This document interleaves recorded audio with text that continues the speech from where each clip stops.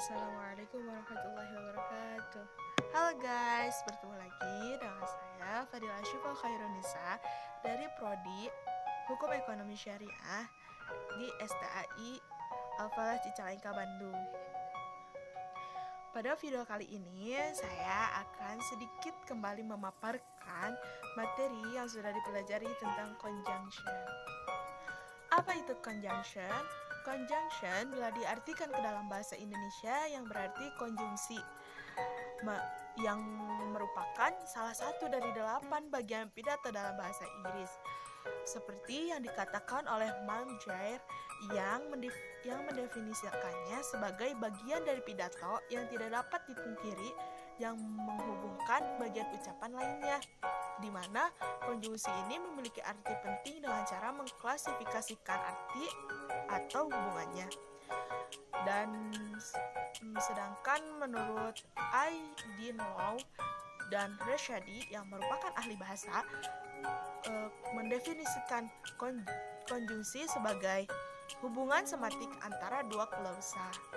Kata konjungsi di sini terbagi beberapa macam, yakni konjungsi koordinatif, konjungsi subordinatif, dan konjungsi korelatif.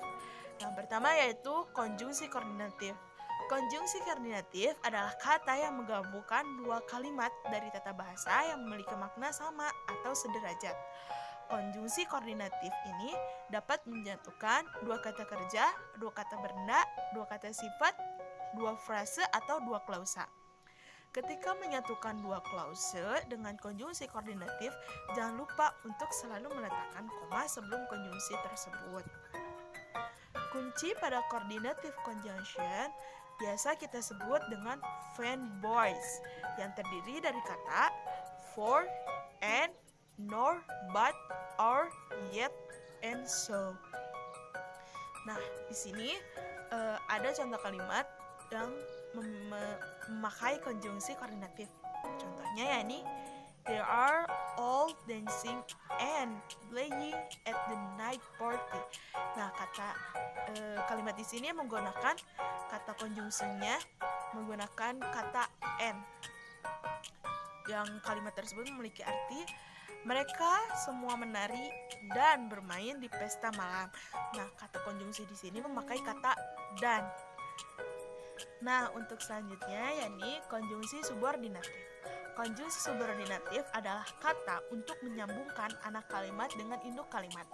Kata ini menunjukkan bahwa klausa memiliki nilai informasi untuk ditambahkan ke induk kalimat atau gagasan utama, menandakan atau menunjukkan sebab akibat atau pergeseran waktu dan tempat antara dua klausa.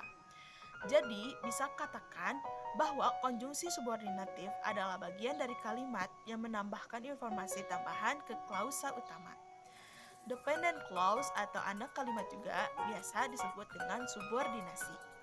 Anak kalimat ini memiliki dua ketentuan, yakni pertama, tidak menunjukkan kalimat yang lengkap. Maksudnya, bahwa anak kalimat ini tidak berdiri sendiri. Dan ketentuan yang kedua yakni anak kalimat ini bergantung pada induk kalimat.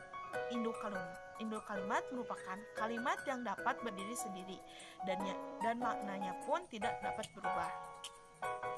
Perumpamaan untuk induk kalimat dan anak kalimat ini seperti Robin dan Batman, di mana anak kalimat ini ialah Robin sebagai asisten Batman dan induk kalimatnya adalah Batman yang merupakan superhero tunggal. Nah, untuk contoh kalimatnya di sini ada kalimat I can't stay here any longer because my mom will be mad. Yang artinya aku tidak bisa tinggal di sini lebih lama lagi karena mamaku akan marah. Dan untuk konjungsi yang terakhir yakni correlative conjunction atau konjungsi korelatif. Konjungsi korelatif merupakan dua kata conjunction yang saling terselip di antara kata, frasa, ataupun klausa dengan koma. Dan inilah keunikannya dibanding materi conjunction sebelumnya. Karena berbicara mengenai koma, maka kita menjelaskan mengenai pilihan yang merupakan salah satu fungsi dari correlative conjunction. Selain itu, correlative conjunction juga dapat menjelaskan mengenai kesetaraan dan kondisi. Ketika berhadapan dengan konjungsi korelatif, terdapat 3 aturan penting yang harus kita ingat, yakni pertama, memastikan persetujuan antara kata kerja. Yang kedua, kita juga harus memastikan persetujuan kata ganti. Dan yang terakhir, memastikan juga struktur paralel tersebut. Kata korelatif, konjungsi ini bekerja secara berpasangan, dan kita harus menggunakan kedua kata ini pada tempat yang berbeda dalam satu kalimat untuk menyambung kalimat dengan sempurna. Kata korelatif memiliki arti bekerja sama. Dapat dilihat dari susunan kata yang terdiri dari ko dan relatif. Untuk contoh konjungsi korelatif di sini ada kalimat he liked neither coffee nor ice cream, yang memiliki arti dia tidak menyukai baik kopi maupun es krim. Nah, di sini juga terdapat 2 pilihan gitu. Sekian sedikit pemaparan tentang conjunction. Kurang lebihnya mohon dimaafkan karena di sini saya juga masih dalam tahap pembelajaran. Wabillahi taufiq wal hidayah. Assalamualaikum warahmatullahi wabarakatuh. See you, bye bye.